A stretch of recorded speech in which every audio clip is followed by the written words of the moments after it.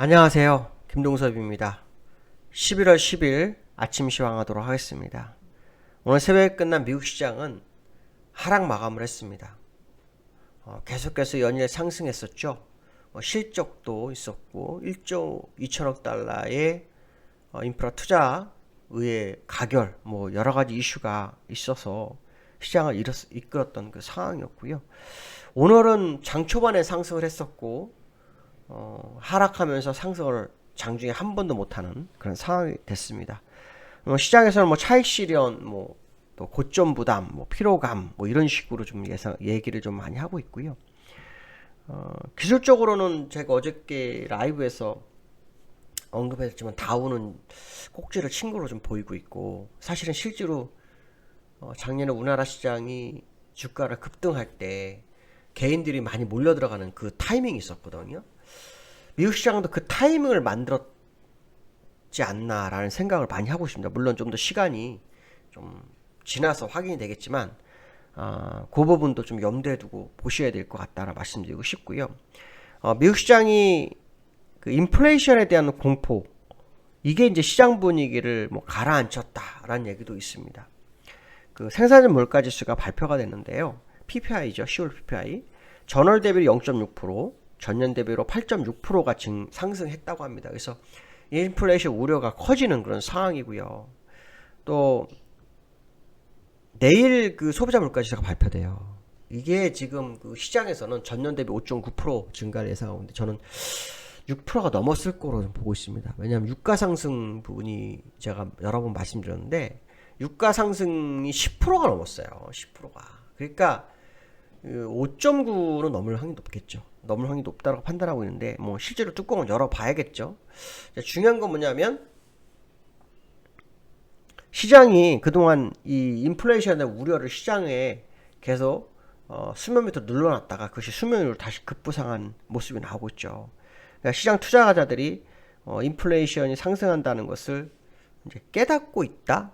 이게 시장의 이슈라고 합니다. 그러니까 상당히 좀 중요하겠죠. 특히 실적이 마무리되면서 주가를 끌어올릴 만한 재료가 지금 없어진 상황이 돼버렸어요. 그리고 실적으로 사실 이렇게 많이 끌어올리는 경우도 드물었습니다. 대부분 경우는 주가 하락을 멈추거나 일정 부분 올리는 거지 오히려 신고점을 형성할 정도로 끌어올린 경우는 과거에도 별로 없었거든요. 그러니까 사실 이번 실적 시즌이 상당히 좀 중요한 시장의 모습이었지만 어떻게 보면 그 이후로 기대치를 키워서 개인 투자가들로 하여금 시장에 더 진입을 유도하는 그런 상황이 될 수도 있지 않았나 이런 생각이 드는데요. 테슬라 같은 경우에는 제법 많이 빠졌어요. 일론 머스크가 10% 정도의 지분 매각 가능성을 한번 언급하니까 어제 오늘 이틀 연속으로 많이 빠졌어요. 그거에 비하면 사실 나스닥이 별로 빠진 건 아니죠. 그렇지만 주도주가 갑자기 뚱딴지 같은 재료를 내보면서 빠지는 거 보면 차익 실현의 욕구가 있는 거죠.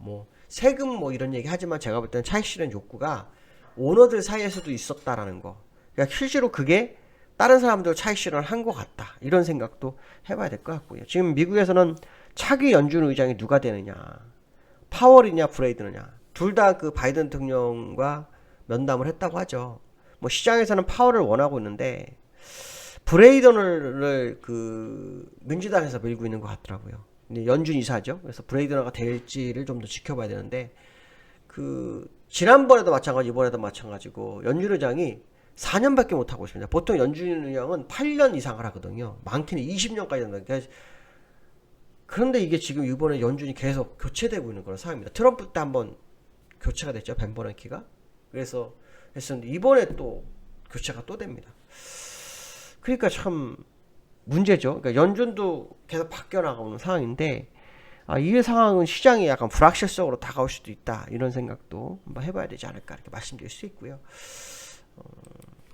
지금 미국 시장은 0.6%, 나스닥 0.6%, 다우가 0.3% 빠진 그 모습인데요. 기술적 분석을 보시면 제가 어저께 차트를 쭉 그리면서 여기서 끝난 것 같다라는 표현을 써드렸죠. 끝난 것 같다. 그리고 이제 거기서 지금 다시 음봉이 나왔죠. 요게 지금 실적으로 올린 거거든요. 이게 실적으로 올렸는데 이게 34,000부터 올렸어요. 34,000부터 약 2,000포인트.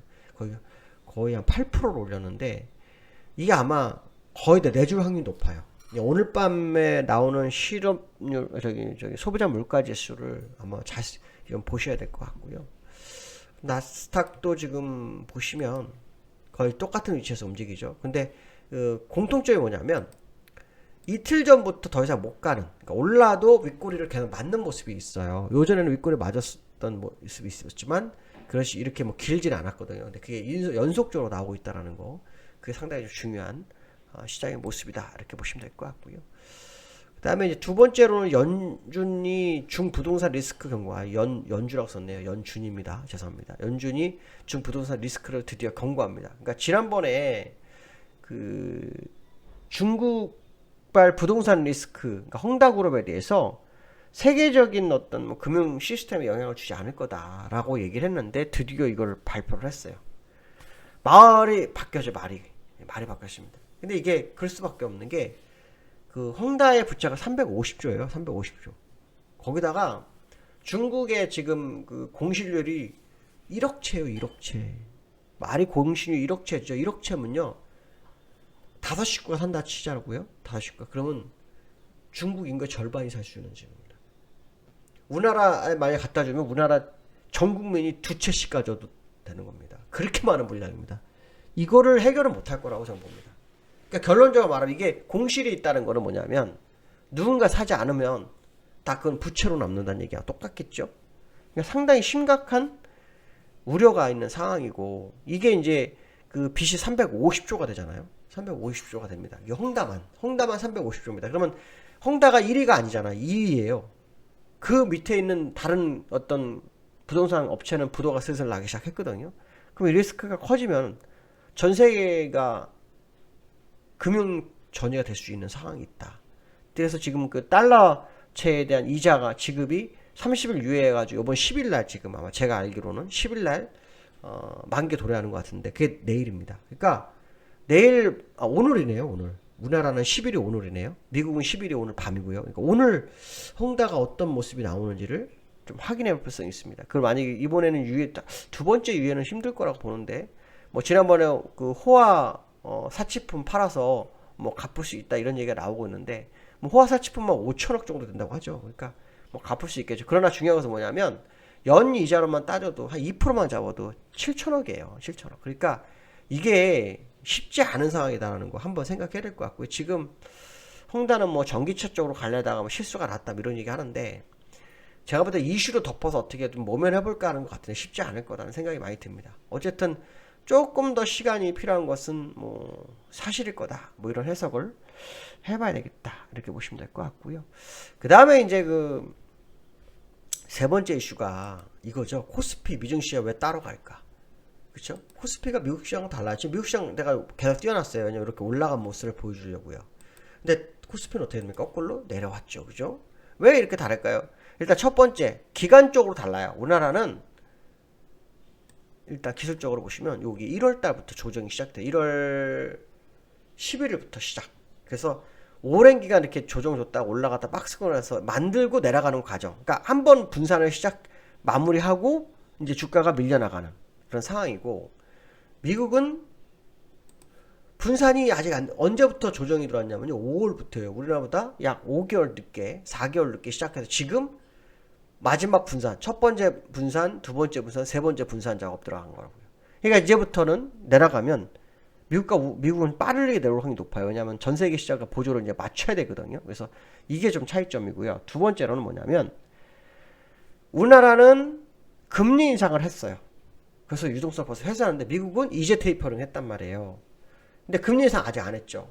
미국에서 어저께 제임스 블라드 내년에 2번 한다 그랬는데, 만약에 소비자 물가에서 6% 넘기 시작하면은 내년에 2번이 아닐 겁니다. 2번을 해도 폭이 클 수도 있다라는 생각 한번 해봐야 될 것 같고요. 그 다음에 이제 고물가. 우리나라 고물가가 지금 물가가 심각하잖아요. 지난번에 뭐 계란이 한 판에 뭐 10,000원, 11,000원 막 이러고, 지금 어디 가서 뭐 하나 살라 그러면 참 만만치 않은 상황이죠. 두 번째는 뭐냐면 우리나라가 중국발 영향권에 있다. 그러니까 미국은 중국발 영향권에 없는 것처럼 보이죠. 근데 옛날에 코로나로 결국은 영향을 받았죠. 시간차가 생깁니다. 그 시간차가 마지막 이번 상승이었을 거라는 생각이 많이 들거든요. 그래서 중국발 영향이 올 수 있다. 그래서 우리나라는 헝다의 영향도 있지만 사실은 요 근래 중국이 요소수 수출을 막았죠. 그로 인해서 지금 우리나라 그 물류 대란이 나고 있는 그런 상황이 나고 있는데, 이게 지금 우리나라가 그 2차 전지에 쓰여가는 망간 뭐 이런 것도 전부 다 그 중국에서 거의 90% 수입을 합니다. 그러니까 이거는 지금 중국의 의존도가 너무 커요. 그러니까 이번에 이제 수입 다변화를 가져야 될 수밖에 없는 그런 구조적인 문제인데, 이게 하루아침에 딱 해결되지는 않을 거라는 거죠. 근데 이 사건이 왜 터졌냐면, 호주에서 석탄을 가져오던 중국이 호주와 관계가 개선이 좀 악화되면서 그 석탄 문제가 터진 거예요. 그게 이제 중국의 생산도 줄이게 되고, 그 생산 줄인 게 이제 우리나라에 바로 영향이 미치고, 그 와중에 이제 우리나라를 컨트롤하는 그런 중국의 모습도 나오고 있는 그런 상황입니다. 그래서 여러 가지 상황으로 우리나라는 너무나 안 좋은 상황이다. 이 생각 한번 해봐야 됩니다. 그래서 주가가 상승하기를 바라는 것은 사실 쉽지 않은 상황이 아닌가, 뭐 그런 생각도 해봐야 될 것 같습니다. 오늘 여기까지 하겠습니다. 감사합니다.